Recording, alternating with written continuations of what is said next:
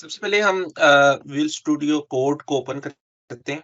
इसमें हम जो क्योंकि अब हम एक प्रोजेक्ट बना रहे हैं, तो एक प्रोजेक्ट में मल्टीपल फाइल्स होंगी, तो हम ओपन फ़ोल्डर की ऑप्शन इसमें ऑप्ट करते हैं।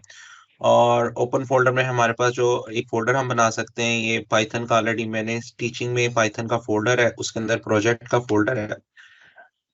इसी को मैं ओपन कर लेता हूँ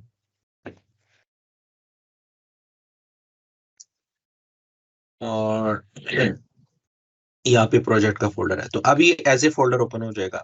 जब फ़ोल्डर ओपन होता है तो उसके अंदर जो तमाम फ़ाइल्स हैं वो आपको एक जगह कलेक्टिवली नज़र आ जाती हैं। तो उसका एडवांटेज है कि हम हमारे प्रोजेक्ट का जो पूरा व्यू है वो हमें नज़र आ रहा होता है। इसमें मैंने ऑलरेडी वो जो प्रोडक्ट डॉट सीएसवी फ़ाइल है जो हमने डाटा फ्रेम वाली लेक्चर्स के अंदर डिस्कस की थी, वो मैंने इस फ़ोल्डर में कॉपी करती हुई है।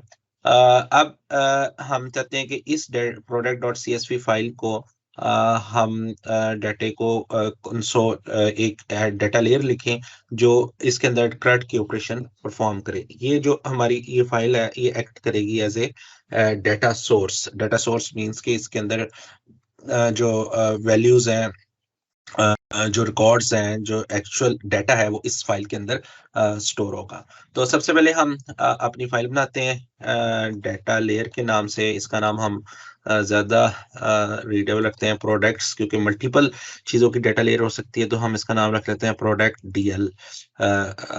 इसका नाम रख लेते हैं और इसकी जो एक्सटेंशन है दैट विल बी पाइथन।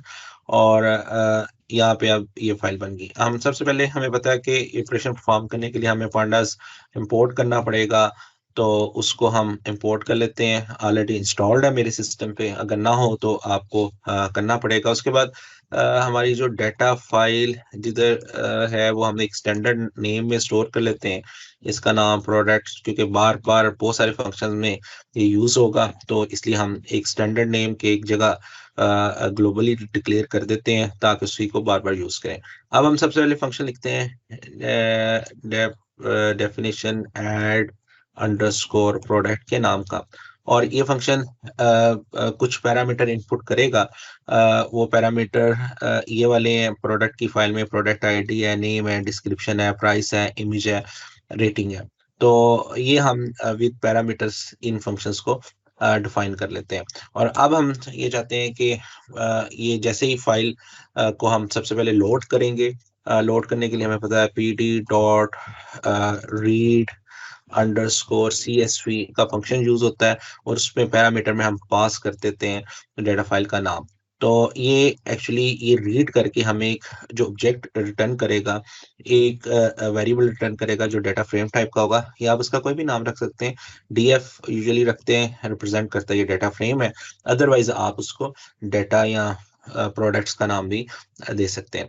उसके बाद हम हमने लास्ट लोकेशन पे जाके ये वैल्यू स्टोर कर देनी है। इन वैल्यूज़ को स्टोर करने के लिए सबसे पहले हम एक लिस्ट बना लेते हैं, जिसके अंदर ये तमाम वैल्यूज़ एज़ ए लिस्ट की शक्ल में आ जाएँगी। तो ये जो हमें पैरामीटर जो भी पास होंगे, उसको यहाँ पे हमने प्रोडक्ट की लिस्ट की शक्ल दे दी है। उसके बाद हम ये करते हैं कि जो लास्ट लोकेशन है उसकी डाटा फ्रेम की उस लोकेशन पे जाते हैं और ये वाली प्रोडक्ट रख देते हैं। अब उस लोकेशन पे कैसे जाएँगे? उस पे जाने के लिए हमें डीएफ एलओसी का फंक्शन यूज़ करना पड़ेगा, और इसमें हमें पास करना पड़ेगा कि जो लास्ट लोकेशन है। अब लास्ट लोकेशन कैसे पता चलेगी?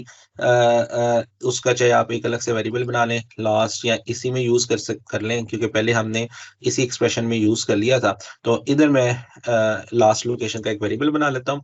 उसमें आप डीएफ डॉट इंडेक्स लिखेंगे तो ये आपको टोटल इंडेक्सेस बता देगा, कितने इंडेक्सेस की एक लिस्ट बता देगा। तो अगर आप उसकी लेंथ ले लें तो वो आपको बता देगा कि ये टोटल लेंथ कितनी है। तो अगर 3 रिकॉर्ड्स होंगे तो इंडेक्स की लेंथ जो है ये 3 रिटर्न कर देगा, और इंडेक्स नंबर 0 से 1, 2 तक होंगे तो 3 जो एक्चुअल लेंथ है वो लास्ट इंडेक्स बन जाएगा। तो यहाँ पे हम last location is equal to ये हम कर देते हैं प्रोडक्ट। उसके बाद फाइनली फिर अब लास्ट लोकेशन पे प्रोडक्ट स्टोर होगी, लेकिन अभी तक ये प्रोडक्ट जो है वो फाइल में सेव दी होंगी हुई। तो यहाँ पे हम फाइल में सेव करने के लिए हम लिखते हैं df डॉट टू CSV कि वो फाइल में सेव कर दें, और उसके बाद यहाँ पे हम उस फाइल का पाथ बता देते हैं। और एक ऑप्शन जो थी वो हमने कहा था कि हम कहेंगे इंडेक्स जो है ना इसमें आपने स्टोर नहीं करने, और उसको हम फॉल्स सेट कर देंगे कि इंडेक्स जो है वो हम अब इसमें स्टोर नहीं कर रहे। तो ये डाटा लेयर का हमारा ऐड का फंक्शन है। बाकी सारे फंक्शन तकरीबन इससे कम कॉम्प्लेक्सिटी के हैं, तो वो उन्हीं को क्विकली मैं लिख लेता हूँ, बल्कि ऊपर वाला कोड ही काफ़ी जगह पे रीयूज़ हो जाएगा। लेट्स से अब हम चेक करते हैं अपडेट रेटिंग का कोड। अब इसके अंदर हमें PID प्रोडक्ट आईडी चाहिए, रेटिंग चाहिए। जो प्रोडक्ट आईडी और जो रेटिंग होगी उसको हम जो है अपडेट कर देंगे। ऑफ कोर्स मुझे पहले फाइल को पढ़ना पड़ेगा। इधर फाइल पढ़ ली, उसके बाद हमें उस प्रोडक्ट को सर्च करना पड़ेगा। उस प्रोडक्ट को सर्च करने के लिए हमें एक जो कंडीशन है वो हमें पता है, सबसे पहले एक कंडीशन लिखनी पड़ती है। वो कंडीशन कुछ इस तरह की होगी, product ID double equal to जो प्रोडक्ट आईडी इसको पास होगी वो। तो ये एक्चुअली वो तमाम जगह पे हमें ट्रू वैल्यू आ जाएगी जिस जगह पे product ID corresponding product ID जो इस फंक्शन को पास हुई है वो उसको डाटा में मिलेगी। तो वहाँ पे ट्रू आ जाएगा, बाकी सब जगह पे फॉल्स आ जाएगा। फिर उसके बाद हम वही जो प्रोडक्ट है उसको जो है वो अपडेट करते हैं। अपडेट करने के लिए हमें उसका इंडेक्स नंबर चाहिए। तो उसका जो इंडेक्स नंबर है वो हम गेट कर लेते हैं DF और ये वाली कंडीशन उसको पास कर देते हैं। जब हमने स्लाइड्स में काम किया था उसमें हमने डायरेक्ट इसको इसमें लिख दिया था, इस जगह पे कंडीशन में। तो ये भी ठीक है। इस तरह लिखने से फायदा ये कि ये होता है कि अब सम टाइम हमें डीबगिंग करने में आसानी होती है, और जब अगर हमें कोड को प्रिंट करना हो, देखना हो कि कौन सी वैल्यूज मैच की हैं, तो हम कंडीशन को प्रिंट कर सकते हैं। तो ये पर्सनल प्रेफरेंस है कि आप कोड किस तरह लिखते हैं।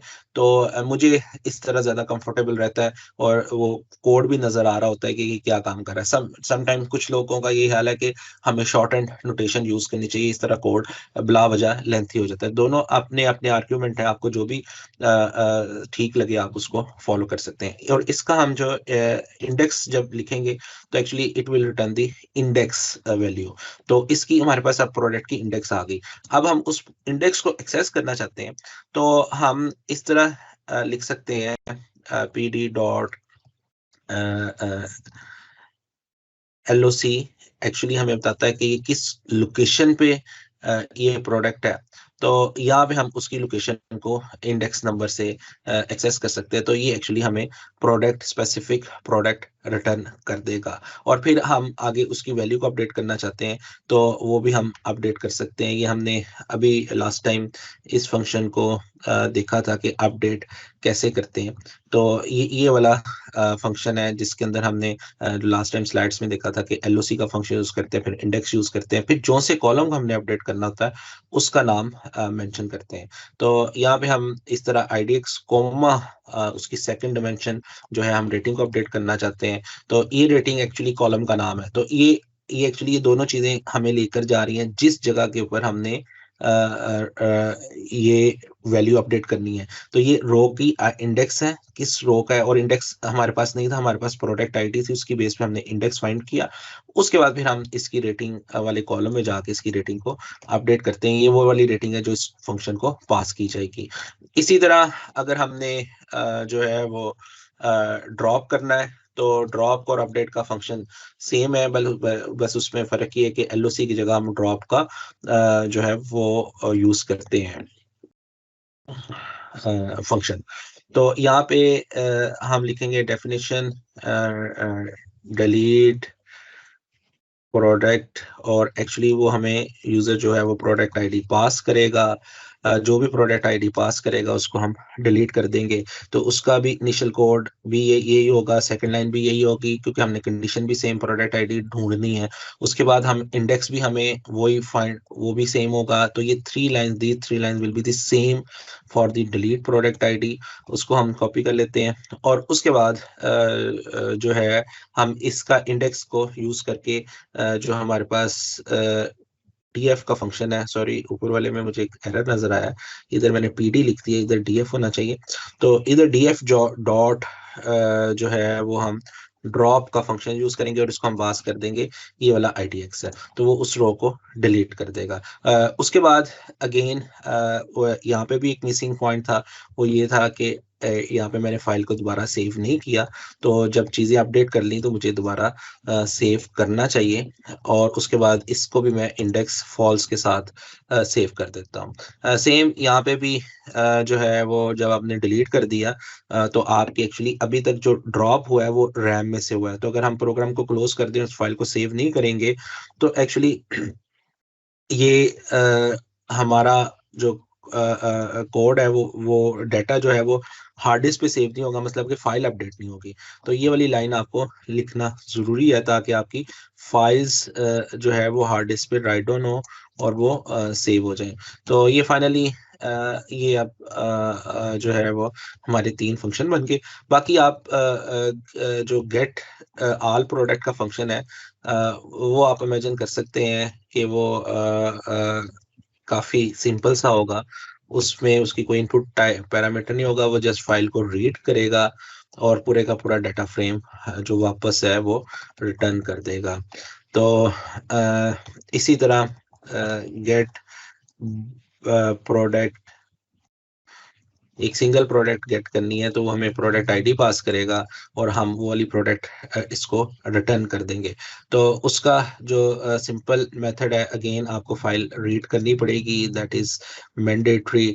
और फिर उसके बाद आप जब फाइल रीड कर ली तो आप उसमें कंडीशन लिख सकते हैं। कंडीशन आप बिल्कुल यही कंडीशन यूज होगी, ये कंडीशन भी लिख सकते हैं। आप डायरेक्ट कंडीशन भी लिख सकते हैं। तो हम ये कंडीशन को यूज कर लेते हैं कि वो वाली प्रोडक्ट आईडी चाहिए जोन सी हमारे इस कंडीशन को फुलफिल करें।